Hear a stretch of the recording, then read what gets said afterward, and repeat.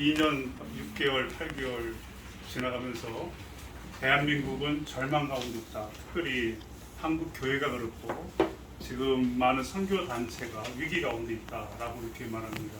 그 이유는 헌신하는 사람들이 없고 교회 많은 성도들이 이제는 코로나를 거쳐가면서 교회 대면으로 예배드리는 시간이 왔다 할지라도 돌아오지 않는 그런 가운데 있고, 제가 92년도 한국에서 개척했던 교회도 주일에 가서 말씀을 보고 전하고 그러다 보면 장로님들이 걱정하는 것은 뭐냐면, 이제 은퇴하시고 나면 50대, 40대에 중직자들을 세울 많은 사람이 없고 그 일에 헌신을 하겠다라고 하는 분들이 예전 같지 않다는 거예요. 그러다 보니까 한국 교회는 위기다라고 이렇게 말합니다. 그리고 절망 가운데 있다 이렇게 말합니다.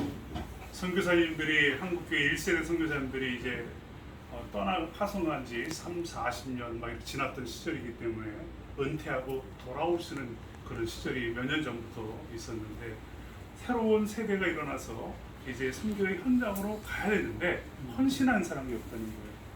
선교사를 훈련할 대상이 없고 훈련하려고 헌신하는 그런 사람이 없다는 겁니다. 제가 하와이 코나에 있으면, 코나는 사실은 하와이라고 말하기 진짜 하와이 섬이거든요. 하와이라는 섬이 원래 이름이, 저희 섬의 이름이 하와이예요. 호놀룰루 막 와이키 갔다 온 사람들은 하와이를 갔다 온 게 아니라 오아후라는 섬을 갔다 온 거예요. 근데 많은 사람이 와이키 갔다 오고 하와이 갔다 왔다. 예, 저희 섬이 진짜 하와이인데, 저희 섬에 있는 코나 열방대학은 전 120여 개국의 국제 YM 선교단체의 본부가 있는 곳입니다. 그리고 전임 사역자가 2만 명이 넘는 전 세계에 전임 사역자로 헌신하고 있는 규모가 좀 큰 그런 단체예요. 근데 코나 열방대학에 있으면 각 나라의 선교의 현황과 상황, 영적인 상태, 그리고 어떤 모습인가를 잘 볼 수 있는 장소이기도 합니다. 미국에 있는 조그만 코나라고 하는 작은 섬에 머물러 있지만 전 세계 60여 개국의 나라 사람들이 훈련을 받으러 오고 거기에 헌신해서 함께 모여 있는 섬 안에 있는 전 세계 인터내셔널한 그런 단체이기 때문에 그 나라에 어떤 사람이 오느냐에 따라서, 어떤 상태로 오느냐에 따라서 그 나라의 영적인 상태를 분별할 수 있는, 이렇게 확인할 수 있는 그런 단체이기도 해요. 지난 10년 동안 슬프게도 저희 대한민국의 젊은이들과 많은 이들이 코나 열방대학의 선교사로 훈련하기 하고 오시는 숫자가 줄어들고 있었던 상황이었어요. 그래서 코나 열방대학의 리더십에서는 하나님, 이걸 어떻게 봐야 되겠습니까? 라고 기도했을 때 국제 YM을 창립했던 로렌 크레니언 목사님과 그 사모님, 달리 사모님과 새로운 리더십들이 이 한국을 위해서, 코리아를 위해서 기도하면 항상 절망 가운데 있고 모든 것들이 어두운 것 같고 모든 것들이 실패하고 다시 일어날 수 있을까라고 하는 그런 가운데 있는데 불구하고 항상 한국을 위하여 기도의 끈을 놓지 말라. 그게 계속되는 말씀이었어요. 아멘. 아니, 사람들은 안 오고 모든 것들이 침체되어져 있는 상황인데도 불구하고 왜 하나님께서는 기도하면 할수록 한국을 절대로 놓지 말라. 그러면서 새로운 세대의 물결이 한국에서 일어나게 될 것이다. 아멘. 새로운 세대가 열방을 덮는 그런 새로운 선교의 운동이 새롭게 누구를 통해서, 한민족을 통해서 일어날 것이다 라고 하는 그런 확신을 계속적으로 하나님이 말씀하시는 거예요. 아멘. 그래서 놓지 않고 있다가 이번에 잠실 운동장에서 처음으로 이런 대규모 이벤트 행사를 코나 열방대학이 한 겁니다. 지금 이 코로나 시대에 5억이라는 엄청난 재정이 들어가면서 하루를 집회하는데 그 일을 정말 할 필요가 있겠느냐, 사람들이 모이겠느냐, 더군다나 다음 세대 젊은이들, 중고등학생들, 청년들이 거기 오겠느냐라고 하는 그런 수많은 질문들, 그럼에도 불구하고 하나님이 말씀하셔서 믿음으로 그 일을 순종했던, 그래서 학교 캠퍼스의 리더십이 이번에 같이 들어올 때 제가 한국의 우리 코나 열방대학 출신 동문의 모든 것들을 네트워킹하는 책임을 맡고 있다 보니까 제가 갑자기 들어오게 됐어요. 그래서 여러분들 이렇게 뵙게 돼서 너무 감사하고, 이 집회를 위해 놓고 기도하는데 그 집회에 왔던 사람들의 70%가 젊은이들이었습니다. 아멘. 젊은이들이 안 모이거든요. 대부분. 그리고 강사를 절대로 누구라고 소개하지 않았어요. 왜냐하면 강사 누구냐에 따라서 그 사람을 보고 오는 경우가 많이 있고, 그리고 대형교회 몇 교회를 섭외하지 않았어요. 그 이유는 뭐냐면 대형교회 목사님이 강사로 오면 그 교회 교인들 다 왔다가 그 시간 되면 가버리는 경우가 많이 있기 때문에 프로그램의 순서도 누가 설교를 하는지 어떻게 진행하는지를 전혀 오픈하지 않은 채 한 이유는 이건 하나님이 시작하셨고 하나님이 하실 것이며 하나님께만 영광을 돌리기를 원하고 필요한 모든 것들이 하나님께서 채워주실 것이다 라고 하는 기대가 있어서 어느 누구 몇 개 교회 큰 교회 이벤트를 절대로 하지 않는 일을 진행했는데 하나님이 그렇게 잘 마치게 해주셔서 감사하게 생각합니다. 제가 이 일을 준비하면서 들어오면서 주님 주셨던 말씀이 뭐냐면, 저도 이게 62이 됐는데요, 저에게 주님이 말씀하신 일은 뭐냐면 젊은 리더들을 데리고 같이 들어왔는데 주님 저에게 디딤돌이 되라는 거죠. 주님이 나에게 하셨던 말씀은 저에게 디딤돌이 되다라고 하는 말씀이었어요. 영국의 역사학자이자 토머스 갈라이라는 사람이 있습니다. 그는 스코틀랜드계 출신의 사람이에요. 청교도의 집안에서 태어난 사람이었는데 아주 신실한 크리스찬이죠. 그가 이런 유명한 말을 했어요. 길을 가다가 돌이 나타나면 믿음이 약한 사람은 그것은 걸림돌이 되지만 그러나 믿음이 강한 사람은 그것이 디딤돌이 된다라고 말합니다. 우리의 일어난 일들의 삶에 고난과 환난, 어려운 일들이 저희 한국 교회 안에 절망과 정말 힘들게 하는 그런 걸림돌이 되는 것이 아니라 도리어 이것이 디딤돌이 되어 새로운 부흥의 놀라운 역사가 일어나게 될 줄을 저는 확신합니다. 아멘. 제가 대학에서 건축을 전공했기 때문에 건축에 관한 이야기를 설교 시간에 자주 합니다. 건축의 옛날 목조 건물을 지을 때는 돌멩이 두 개가 굉장히 중요한 돌멩이가 있어요. 돌이 있어요. 하나는 주춧돌이라고 하죠. 주춧돌.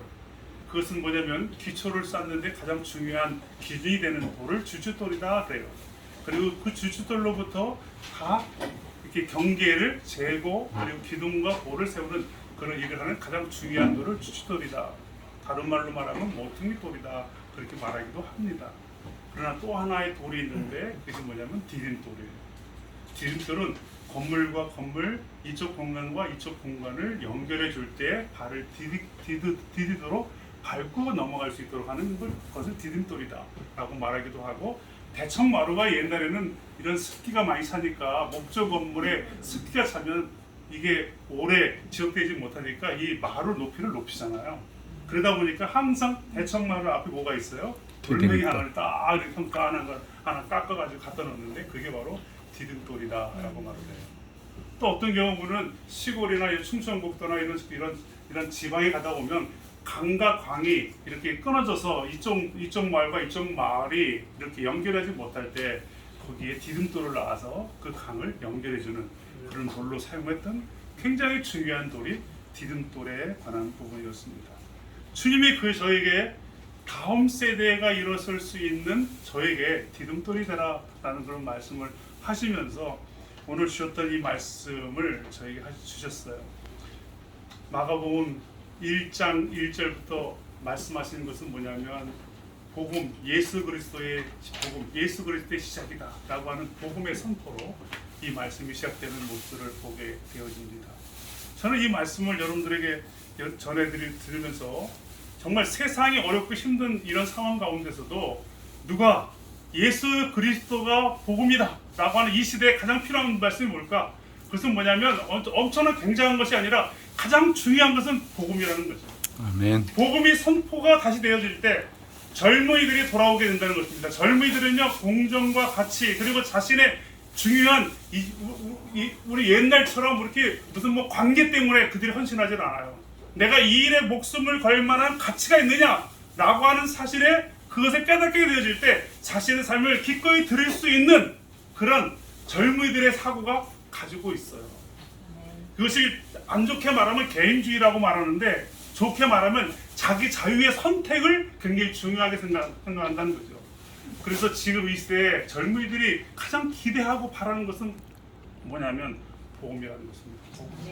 도리어 더 위기가 힘들고 어려운 상황에 가장 중요한 것은 복음을 증거하는 것입니다. 그 복음의 핵심은 무엇입니까? 바로 예수 그리스도라는 거죠.